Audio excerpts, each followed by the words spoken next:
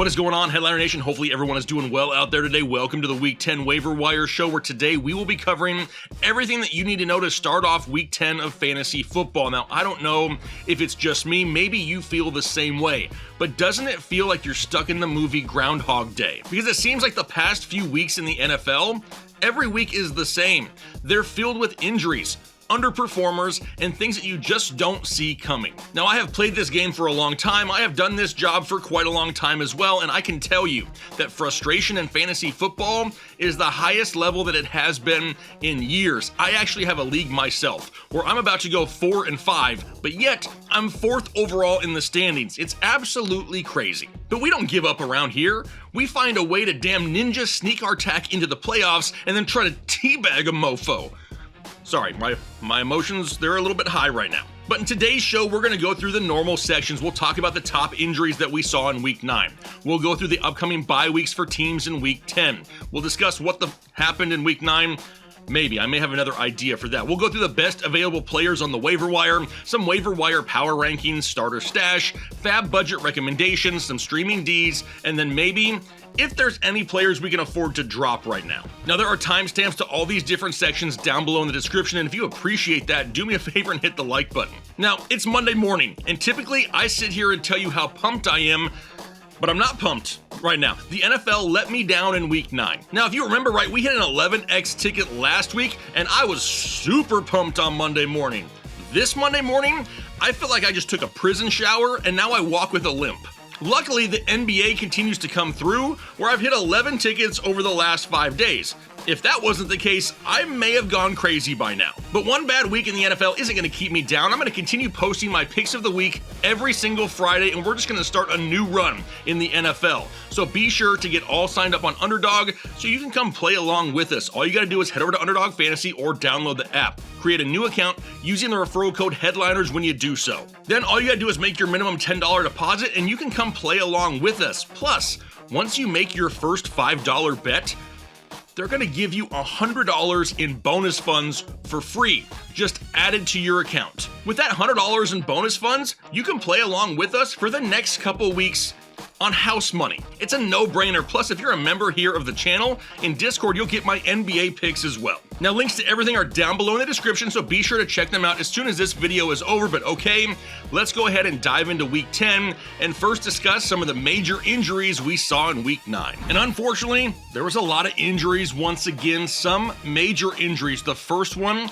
Tucker Kraft, came into the week as the overall tight end 1. He has suffered a torn ACL. He is done for the year. That one absolutely sucks. Then we get CJ Stroud. He suffered a concussion, a hard hit to his head off the turf, more than likely probably going to miss Week 10. Matthew Golden suffered a shoulder injury. He could miss some time, but it's not like they throw him the football very much anyway. Then we got Kayshon Boutte. That booty been rocking everywhere.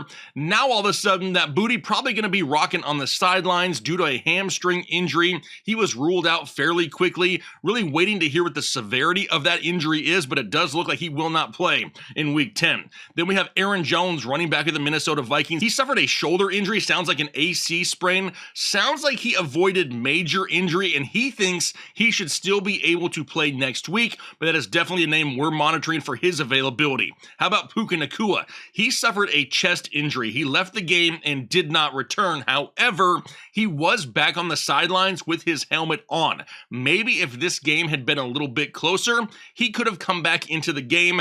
I don't expect him to miss any time, but definitely something to pay attention to here throughout the week. Now, after him was Brian Thomas Jr. of the Jacksonville Jaguars, who just seems like he cannot get healthy at all in 2025. He suffered an ankle injury. Sounds like it could be a high ankle sprain, which could result in some missed time. And then lastly, Jaden Daniels. I know a lot of people saw it on primetime football. It was disgusting. Your arm is not supposed to bend that way, but it does sound like he avoided major injury, and there is a chance he could return in a few weeks. I'm a little bit skeptical. Unless Washington can turn it on and they're in the thick of the playoff hunt, I don't know if they do that to Jaden Daniels. More than likely, some of them are just going to have to play by ear over the next few weeks of the NFL season. Which brings us to the section of the video where we usually discuss what the just happened the week before. And I could sit here once again and tell you again and again that these injuries and underperforming studs are just killing us in fantasy football. It's like the wild, wild west right now in the NFL, but don't give up. Don't get discouraged. You know what? Nah, Taylor, cue the inspirational music and the slow zoom. All right, listen up. We got 60 minutes. That's 4 hours of pain, 4 hours of making them feel you. Wait, no, that's horrible. Taylor, start over. All right, listen up. I know it's been ugly out there. Your first, third, and fifth round picks, they're all on IR. Your can't miss sleeper, overslept, and somehow a dude you've never even heard of just outscored one of your team's best players. Your team's looking like a retirement home, a bench full of nobodies, and every time you check your lineup, you can hear that damn sad violin music from the movie Titanic. But this is where legends are born. This is where waiver warriors rise from the ashes of bad trades and even worse lineup decisions. You think winners quit after their stud offseason sleeper rookie gets the same amount of touches as a guy named Terrell Jennings? Hell no. Winners drink 3 cups of coffee, make a panic trade at 2 a.m., and convince themselves that they're playing the long game, baby. So tighten up that mindset, stop whining, and remember, fantasy football is 30% skill, 90% emotional damage, and 100% worth it when your buddy rage quits on Sunday night. Now you get out there and you win this thing, or at least make sure someone else loses harder. So let's just dive into the waiver wire and look at this week's best available players. All right, the emotions are flowing right now. I totally forgot about bye weeks, so let's talk about bye weeks first. The first team up, the Cincinnati Bengals. So Joe Flacco cannot save your fantasy team in week 10. Neither can Chase Brown, Jamar Chase, T. Higgins, or maybe if you were using Noah Fant at the tight end position. How about the Dallas Cowboys? They're on bye as well. No Dak Prescott, no Javonte Williams, no CeeDee Lamb, no George Pickens, and no Jake Ferguson. That absolutely blows in week 10. The Tennessee Titans are on bye. You're going to be without... Ain't nobody relying on any Titans. The Chiefs are also going to be on bye this week, which means no Patrick Mahomes, no Kareem Hunt, no Rashee Rice, no Xavier Worthy, and no Travis Kelce either. Now, this may not be bye-mageddon, but there are a ton of fantasy assets that will not be available to us this week. So now let's dive into the waiver wire and see what is available to us here this week. And we'll start off at the quarterback position. Full disclosure, quarterbacks on the waiver wire overall suck this week. Due to bye weeks, injuries, and matchups, there's not a lot out there that gives you that warm fuzzy on the inside. JJ McCarthy, he's currently 28% owned. He's got a matchup going up against Baltimore. Now, he came back last week, and he looked better than expected, but this Baltimore defense is getting a lot healthier, which means they're getting a lot better. This is no smash start for JJ McCarthy. However, I could see Minnesota falling behind and having to throw the ball for all 4 quarters, so maybe we get some garbage points this week. How about Sam Darnold, the best option on the waiver wire at the quarterback position? He's 48% owned going up against Arizona, and people keep asking us, why do you include Sam Darnold every single week in this show? And really, the answer is simple. He's still less than 50% owned because people are not adding him. He's a top 12 quarterback in fantasy football. I have no idea why people don't want him on their roster. He's had at least 20 fantasy points in 3 of his last 4 games played, and now he gets a matchup this week going up against Arizona. Then lastly, Bryce Young. And I know, I almost gagged saying it, but that's where we're at right now with the waiver wire. It's a matchup this week for Bryce going up against the Saints. He's highly available, and the Saints allow over 20 fantasy points per game to the quarterback position. Desperate times may call for desperate measures. How about the running back position? I'm going to mention Kyle Monangai, but you know what?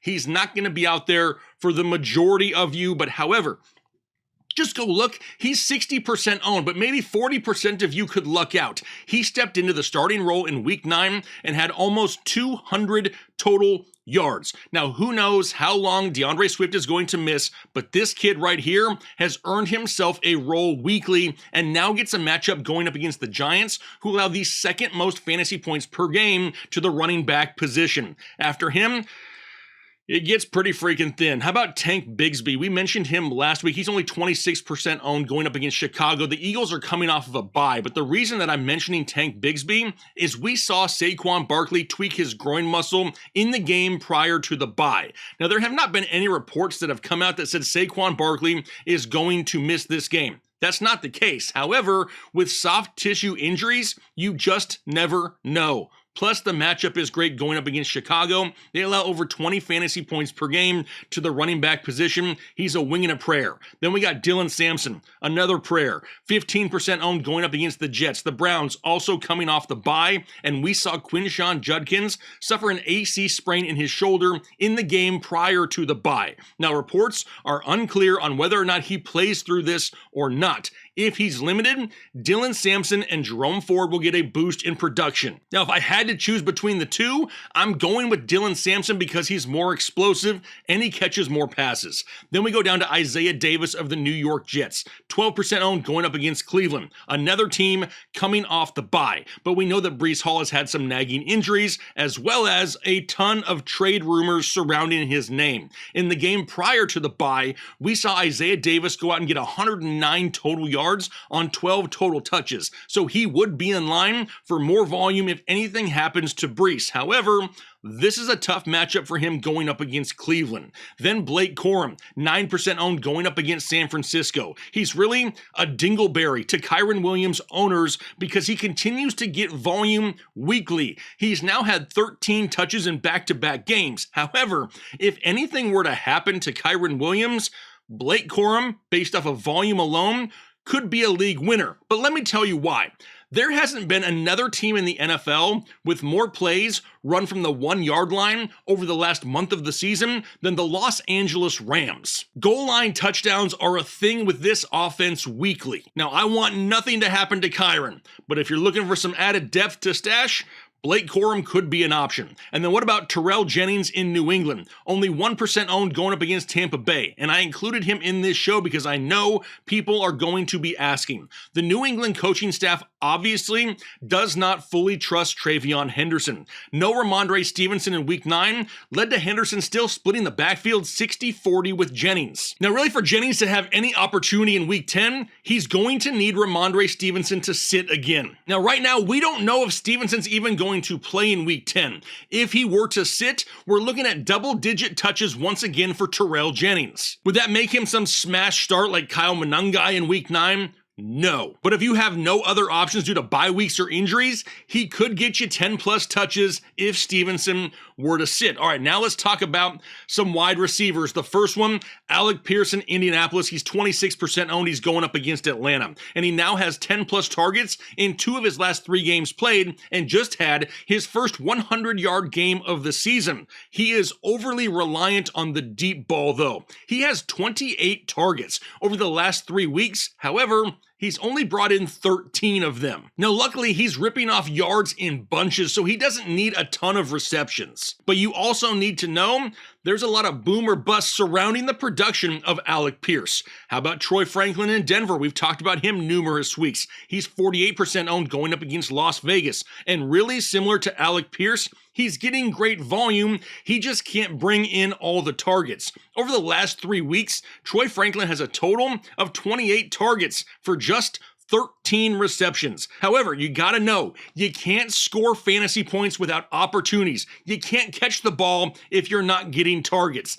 These two guys are at least getting targets, and Franklin has a good matchup this week going up against Las Vegas. How about Demario Pop Douglas in New England? Only 5% owned going up against Tampa Bay. And with the booty hamstring injury, we could see some increased usage going the way of Pop Douglas. Now, we know reports are coming out that Kyle Williams could be more involved, and for sure, he could be during this injury. But we are seeing New England throw the ball heavily every single week. The problem is this offense likes to spread the ball around a lot. Even though Kyle Williams may be worked in a little bit more, I still view Demario Douglas and Stephon Diggs as options 1 and 2 in this pass-catching game. How about Parker Washington of the Jacksonville Jaguars? He's 10% owned going up against Houston. We talked about him in this show last week. We know that Brian Thomas Jr. suffered an ankle injury.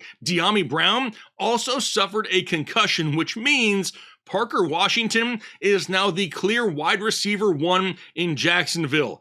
But it's at a horrible time going up against Houston, who is one of the most difficult teams in the NFL to throw on. The targets may be there. The production may not be in week 10. But to get an opportunity at a guy who could see double-digit targets, he is definitely an option. How about Calvin Austin in Pittsburgh? He's only 10% owned, and nothing against Calvin Austin, but the waiver wire is so thin right now. I'm talking about a guy who hasn't scored over 8 fantasy points in a game since week 3. He is a big play wide receiver, though, in this offense. In a matchup going up against LA, maybe he gets an extra shot or 2 down the field and can get us that big play this week. Then Torrey Horton in Seattle, only 3% owned, and week 9 is not the new norm. But if Cooper Kupp does miss more time, we will see more Torrey Horton more consistently. If you have been here a while, you know how much I love Torrey Horton. I talked about him all offseason long. The only thing this kid needs is a consistent role. But like we've said all along, an injury needs to occur for that to happen. An injury like the one we're seeing with Cooper Kupp potentially. And if Kupp were to miss time, I would probably start Torrey Horton against Arizona in week 10. Then we get Christian Watson in Green Bay. He's 30% owned going up against Philadelphia. And I am not a Christian Watson truther. In my opinion, the dude's probably going to get hurt again within the next couple of games. But due to the injuries to Matthew Golden and Tucker Kraft, you have to think there's a larger role going towards Christian Watson quicker than maybe they had planned in Green Bay. His volume isn't huge, but he does rip off big plays almost every single week. Let's just hope that with the injuries in Green Bay, the volume increases for Christian Watson.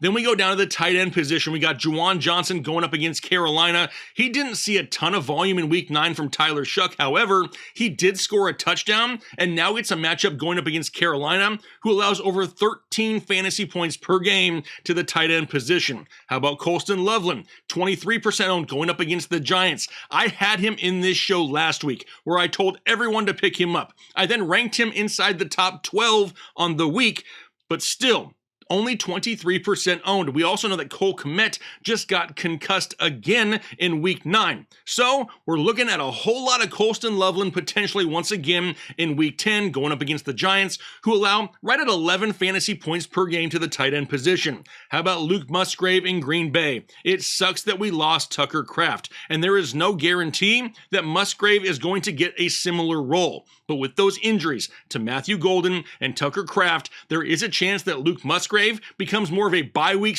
/ injury fill-in the rest of the season at the tight end position. And then lastly, Dalton Schultz in Houston, 26% owned going up against Jacksonville. And we may not have CJ Stroud in week 10, but Davis Mills seems to look the way of Dalton Schultz just as much. Schultz has 21 targets over the last 3 games, and now he gets a Jacksonville defense that was just absolutely obliterated by Brock Bowers in week 9. But how do we rank these guys? And like I always do, I'm putting the quarterbacks and tight ends at the bottom of the list. That does not mean they have the least amount of value. Not everyone needs a quarterback or a tight end, so I've put them down at the bottom of the rankings, but I've ranked them by their position. At the top of the list, we're going to see that Kyle Monangai is up there, but not going to be there for a lot of people, but please go out there and just check. Then we have Christian Watson of the Green Bay Packers, hopefully get some increased targets now with the injuries to Tucker Kraft and Matthew Golden, followed by Parker Washington. Tough matchup this week, but Parker Washington is going to flirt with 10 targets a week, probably for the next few weeks.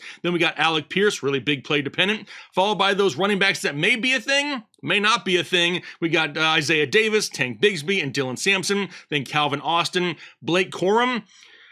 Obviously, we know that Kyron Williams is currently healthy, so I'm not going to put him a little bit higher with those other guys that may have an immediate role. Then we got Troy Franklin and Torrey Horton. Now, if we find out that Cooper Kupp is going to miss again, Horton would fly up this list. Then Demario Douglas, Terrell Jennings, and then we get down to the quarterbacks where I'm going Sam Darnold, Bryce Young, then J.J. McCarthy. And at the tight end position, give me Dalton Schultz, Juwan Jennings, Colston Loveland, and then Luke Musgrave. Now, can we start or stash these guys? Let's get into that next. And honestly, I know a lot of people are probably going to have to start the majority of these guys if you're picking them up this week. Kyle Monangai is probably going to be a start against the Giants. Christian Watson can start against Philadelphia, a Philadelphia defense that is improving right now through trades. Parker Washington, I would prefer him to be a stash against Houston. A lot of people may not have that luxury. I would go ahead and start Alec Pierce against Atlanta. We're going to stash Isaiah Davis, Tank Bigsby, Dylan Sampson, Calvin Austin, Blake Corum. Until we really find out they're going to get a larger role, I would prefer to stash them. Troy Franklin, I would start him against Las Vegas if needed this week. Same with Torrey Horton, Demario Douglas, and then Terrell Jennings, as of right now, until we find out about Ramondre Stevenson, would be a stash. Obviously, for the quarterbacks and tight ends, if we're recommending them, it's because you can start them this week if needed. Now, how much should we spend on these guys is an entirely different question. If Kyle Monangai is out there, we're going up to 30% of your FAAB budget. Christian Watson up to 30%. After that, Parker Washington, Alec Pierce, Isaiah Davis, Tank Bigsby, Dylan Sampson, Calvin Austin, Blake Corum, Troy Franklin, Torrey Horton, Demario Douglas, Terrell Jennings, no more than 15%, trying to stay under that 15% of your remaining FAAB budget. Then Sam Darnold, if you need a quarterback, just go out and get Sam Darnold. I'd put up to 20% on him. Everyone else at the tight end and quarterback position, though, we're sitting right around 10%. A lot of people will think that Colston Loveland should be a lot higher. He should be higher in the rankings. We should pay more for him. But we got to remember that Cole Kmet is not out long-term. Luther Burden is not out long-term. And last week, Roma Dunze was pretty much shut out. At some point, he will return, and that does take away a little bit from Loveland. I don't mind him this week, but not much of a long-term fixed rest of season in my opinion. Which means now we need to move on to some Streamin Ds. If you're looking for a defense this week, it is going to be rough. The Browns defense may be out there coming off the bye week. They're going up against the Jets. We know the Jets offense does not scare anyone. The Panthers defense playing really well right now, going up against the New Orleans Saints, a defense that's playing with confidence, and they just shut down Jordan Love and the Packers. We know that the Saints struggle putting points up on the board, so the Panthers may be an option for you. And then the Jacksonville Jaguars going up against Houston. This one right here has more to do with the Texans, more than likely starting Davis Mills, and really, that's about it, because there are not a ton of great options on the waiver wire this week. Which brings us to the section where people want to know what players they can drop. And once again, it is really hard for me to list players to drop because there are not very many players to choose from. I thought about including guys like Woody Marks, as well as other guys like Matthew Golden as well, but every team is different. And with every team being so thin right now, I would prefer to once again communicate directly with you. Now, I don't know if you noticed or not, but I went through and answered as many comments as I possibly could in last week's video, and I want to do the same this week. Now, obviously, I don't have time to read paragraph-long questions, but if you leave me a comment down below with a name that you are looking to drop, I will respond back with a yes or no. Now, it would also be helpful if you told me what player you were able to pick up. For instance, should I drop Woody Marks for Kyle Monangai? Yes would be an answer. Should I drop Matthew Golden for Christian Watson? Yes would be an answer. So if you can leave me comments like that down below, I will respond to as many of them as I possibly can before the waivers run this week. But like we said at the opening of the video, remember, this game is meant to be fun. There is a lot of frustration around the fantasy football landscape here in 2025. I am feeling it right along with you, and so is everyone else. All we can do is adapt, overcome, and try to make the best of things. Because I will continue to hammer this point home. It doesn't matter what your record is in 2025. Below 500 teams are making the playoffs this year. And once you sneak into the playoffs, anything can really happen.